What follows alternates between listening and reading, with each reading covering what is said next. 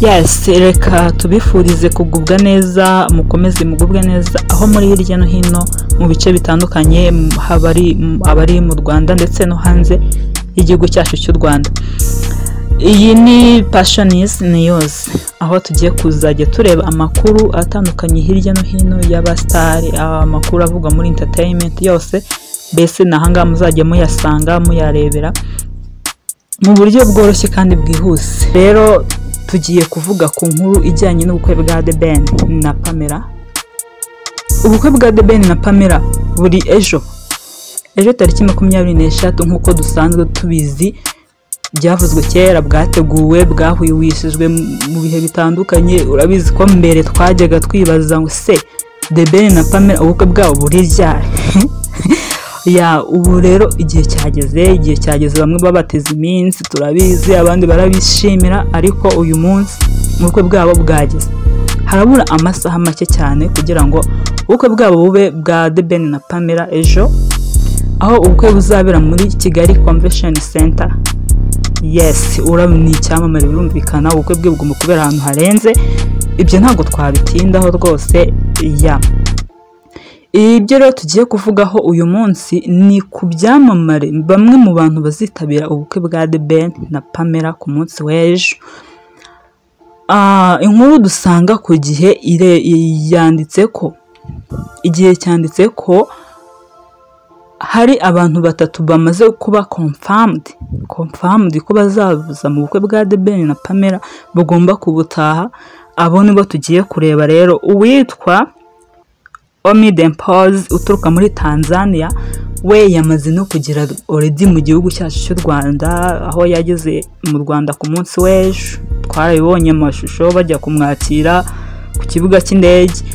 Rero we yamaze kugera hano mu gihugu cyacu cy'u Rwanda, aho agiye kwitabira ubukwe bwa The Ben na Pamela wiwe nkuko tubizi rwose. Undi tumugiye kurebaho wenda ibijyanye na Pause, we turabisubiramo kuko hari andi magambo akimara kugera mu gihugu cyacu cy'u Rwanda, akimara kugera i Kigali, hari andi makuru yatanze, turaza kumugarukaho ho gato mu kanya kari buze. Uwitwa Otile Brown wo muri Kenya. Yes, Otile Brown wo muri Kenya, nawe biravugwa ko azaza mu bukwe bwa The Ben na Pamela ku munsi w'ejo, aho uyu muhanzi w'icyamamare wo muri Kenya icyo ahuriyeho na The Ben, ariko si ukuvuga ngo guhuriraho gusa, wenda ngo tubyite ko bakoranye indirimbo nibyo byonyine, kuko The Ben nyine ni umuntu uzi kubana, nabyo ni iby'agaciro kuba umuntu mwakoranye indirimbo ahuma no kuza kugutahira ubukwe, bivuze ngo hari undi mubana bamwe mwarakomeje kugirana. Rero bakoranye indirimbo, aho iyo indirimbo yabo ari yitwa Can't Get Enough. Yes, iyi ni indirimbo rero bakoranye na Otile Brown ndetse na The Ben, of course, niwe turi kuvugaho. Ya ubwo rero uwo nawe agomba gusesekara hano, reka tubitege amaso ndetse dutegereze turebe uko bizagenda, ariko ari muri bamwe bamaze kuba confirmed ko bamaze kumenyekana ko bazaza mu bukwe bwa The Ben. Uwitwa rero Rema na Makura, nawe ni umwe mu bantu byemejwe ko azaza mu gutaha ubukwe bwa The Ben, mu muhango w'ubukwe bwa The Ben. Rema na Makura rero ni uwo mu gihugu cya Uganda. Rema na Makura aturuka mu gihugu cya Uganda, aho tumuzi, aho bakoranye indirimbo yitwa ngo This Is Love. Yes, This Is Love ni indirimbo yakozwe na Rema na Makura ndetse na The Ben. Ubwo rero nawe akaba azaza mu gihugu cyacu cy'u Rwanda ejo, aje mu bukwe bwa The Ben. Turabizi ko mu minsi yashize bagiye baza mu ruhare, bamwe mu bahanzi bagiye baza mu Rwanda mu bitaramo byagiye biba muri kino gihugu cyacu cy'u Rwanda, bazi kwitabira ibyo bitaramo. Rero azagaruka hano mu gihugu cyacu aje mu bukwe bwa The Ben na Pamela. Guys, iki ni ikintu gikomeye. Ni ikintu gikomeye kubona umuntu w'icyamamare areka ibintu byiwe mu mirimo yiwe, cyangwa se n'ibyo ataba ari kuvuga ngo arayiretse, gufata itike y'indege akaza akavuga ati ndagiye ngiye mu bukwe, gutaha ubukwe bw'umuntu runaka. Noneho wo mu Rwanda umuhanzi wo mu Rwanda kuvuga ngo icyamamare aturutse mu bihugu byiwe n'iki tuzi ku rwego rwa East Africa bamaze kwamamara, akaza mu Rwanda kuza mu bukwe bw'umuntu. The Ben bivuze ko yani icyamamare kandi tumuhe respect rwose, ni umwe mu byamamare byacu ndetse abantu bagize music nyarwanda bakoze cyane, barabiharaniye rwose, ntago twabitindaho. Rero tumuhe respect kandi nanone ni umuntu uzi kubana. Yes, ni umuntu uzi kubana, uzi nyine gufata umuntu akamugira inshuti ye ndetse ntashaka kumurekura, mbese bigatuma nyine agirana umubano we nawe byihariye, kuko turabizi ko hari abantu benshi bakorana indirimbo n'abandi ariko bikarangira gutyo. Bikarangira gutyo nyine tugaheruka barakoranye indirimbo ariko kongera guhura cyangwa undi mubano nyuma yabyo wapi. Bivuze rero yuko The Ben nyine ni umuntu uzi kubana, uzi gushaka ubushuti, uzi gushaka inshuti kandi yayigeraho bigakomeza n'ubundi akakomeza kuba inshuti yiwe. Yes, rero hari n'abandi bahanzi, biravugwa ko hari abahanzi n'ubundi tuzi ko ubukwe bwaravuzwe kenshi, duteganya ko hazazamwo ibyamamare bitandukanye, ubukwe buzazamo ibyamamare bitandukanye bazaza kwitabira buno bukwe. So ubwo rero hari n'abandi bategerejwe, harimo nka Diamond Platnumz wo muri Tanzania. Biravugwa ko nawe azaza mu bukwe ariko ntago turabimenya neza, ntago amakuru aragera hanze yuko biri confirmed, ariko gusa nuko byavuzwe ko nawe ashobora kuza mu bukwe bwiwe.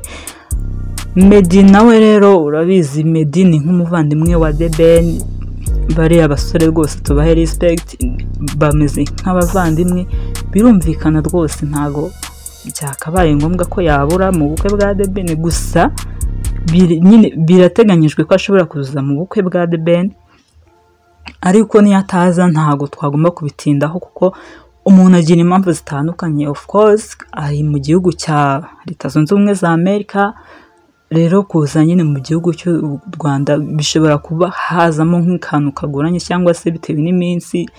Ibyo nabyo twitegaho nyine ko bishobora kudashoboka ko yaza, ariko birateganya ko azaza hamwe n'umuryango wiwe. Byaba ari byiza cyane wumva icyo kintu, kubabona baje Meddy twongera tukamubona, ubukwe bwa The Ben ukamugarura mu gihugu cyacu cy'u Rwanda, mbese ni ibintu byiza cyane. So birateganya ko rero bashobora kuza nabo mu gihugu cyacu cy'u Rwanda, ndetse hari n'ibindi byamamare bitandukanye, haba ari abasitari bacu bo mu Rwanda, n'abari hanze y'igihugu cyacu cy'u Rwanda, nabo bashobora kwitabira muri ubu bukwe. Hari abo tutazi taramenya ngo ni bande, ariko ubukwe ni ikintu ni ubukwe guys, ni ubukwe buzitabirwa n'abantu batandukanye b'ingeri zose nkuko twagiye twumva amakuru yabyo. So hari rero ibyamamare byo mu Rwanda nabyo bizitabira buno bukwe. Turabizi ko nko mu muhango wo gusaba no gukwa wabaye kwa gatanu washize, twabonyemo ibyamamare bitandukanye, abasore bamwambare rwose basaga neza byatari, abamuririmbiye nka Israel Mbonyi nawe yararirimbye mu bukwe bwiwe. Rero n'ubundi biteganyijwe ko n'ubundi hazaza hari mu Rwanda muri ubu bukwe bwiwe hazaba harimo ibyamamare bitandukanye bizitabira buno bukwe. So rero dutegereze dukomeze turebe ngo amakuru agezweho ku bijyanye n'ubukwe bwa The Ben burimo burategurwa rwose, buzaba ku munsi w'ejo. Rero tubwitege kandi tubifurize kuzagira ubukwe bwiza, mbese ibirori bizagende neza kandi bazubaka urugo rwiza. Nicyo kintu tugomba kubifuriza guys. Tugomba kuha abantu respect cyangwa se tukanashyigikira abantu ku byo bagezeho. Iyi ni intambwe ikomeye rero abantu baba bagezeho, tugomba rero kubashyigikira, apana kuvuga amagambo asenya, ahubwo tugakoresha ubumwe. So rero usibye bamwe mu batumiwe mu bukwe bwa The Ben na Pamela bahawe invitation bazaba bari muri convention center, abo ni abazitabira ubwo bukwe bazareba umuhango w'ubukwe wose uko ungana ko hakabaye.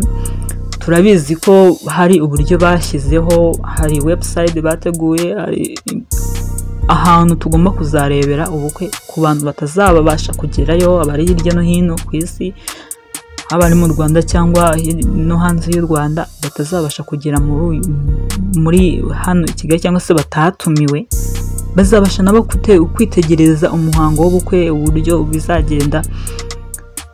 Rero dutegereze turebe icyo twavuga, nyine bazagire ubukwe bwiza kandi bakomeze kugira imyiteguro myiza, mbese Imana ibe mu bintu byabo. Katugaruke rero kuri Omi Dimpoz, nk'uko twavuze ko turi bumugarukeho nyuma tuze kureba mbese ibyo yatangaje kimara kugira hano i Kigali.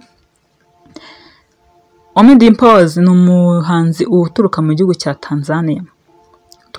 Tanzania, yakoranye indirimbo na The Ben yitwa I Got You. Yes. Rero akimara kugera hano muri Kigali, amwe mu makuru yatangaje yavuze ko yari afite akazi kari kumuha amafaranga menshi, ariko aravuga ati ngomba kujya gutaha ubukwe bwa The Ben kuko ni umuvandimwe wanjye. Kumva ni ikintu gifite agaciro kuba The Ben umuntu nk'uri ashobora kuvuga ngo ngiye gutaha ubukwe bw'uriya muntu, bivuze ngo The Ben nyine yarakoze cyane, cyangwa se azi kubana, mbese azi kugira inshuti. Yes, niyo mpamvu rero nicyo kintu twavuga ko kibyihishe inyuma, nyine nyuma yo gukorana indirimbo n'ubundi barakomeje baba inshuti, mbese baba nk'umuryango kugira ngo amwite umuvandimwe wiwe. Amwe rero mu yandi makuru yatangaje yavuze ko afite iminsi myinshi hano mu gihugu cyacu cy'u Rwanda, aho afitemo gutegura imishinga itandukanye, ubwo tuzayibona nyine mu minsi izaza bitewe n'igihe azambara hano mu Rwanda. Ubwo ashobora gukora indirimbo n'ibindi bintu bitandukanye. Gusa nanone hari ikindi kintu yavuze ko ashaka kugura cyangwa se yiteguye kugura kugura inzu hano mu Rwanda, hano i Kigali, ko mu gihe azaba yumva akeneye kuruhuka n'iki se gutembera, ashaka kuzageza hano mu Rwanda akaza kubaruhukira, kuhatemberera, kuko ngo ni igihugu cyiza kandi turabizi. Of course ni igihugu cyiza, u Rwanda ni igihugu cyiza ifite umutekano, mbese niyo mpamvu bituma abantu baturutse hirya no hino bifuza kuba mu Rwanda, kuhaba, nyine babumva ari ibintu byiza kuko haratuje, hari ibintu byinshi byiza. Yes, iyi ni respect rero tugomba guha igihugu cyacu cy'u Rwanda, kuba abantu baturutse hanze b'ibyamamare, umuntu akavuga ati ngiye ndaza ngure inzu hano i Kigali, ngure inzu i Kigali rwose, mu gihe nzajya numva nkeneye kuruhuka nzajya nza nyibemo. Yes, ubwo nayo namwe mu makuru rero Omi Dimpoz yatangaje, umuhanzi uturuka mu gihugu cya Tanzania, ubwo yamaraga kugera hano i Kigali. Yes, ubwo rero tumaze kubona ko abahanzi batatu aribo bamaze kuba confirmed ko bazataha ubukwe bwa The Ben. Harimo uyu nguyu tumaze kuvuga Omi Dimpoz, harimo Oti Brown, Rema na Makula ndetse na Omi Dimpoz. Abo nibo bahanzi bazitabira ubukwe bwa The Ben, bamaze kuba confirmed ko bagomba kuza, ndetse n'abandi benshi dutegereje n'ubundi kuko ubukwe buzatahwa n'ibyamamare bitandukanye. So rero reka dukomeze turebe, tuzajya tubagezaho amakuru uko azasohotse cyangwa se uko amakuru agiye aza tubamenyesha. Stay tuned.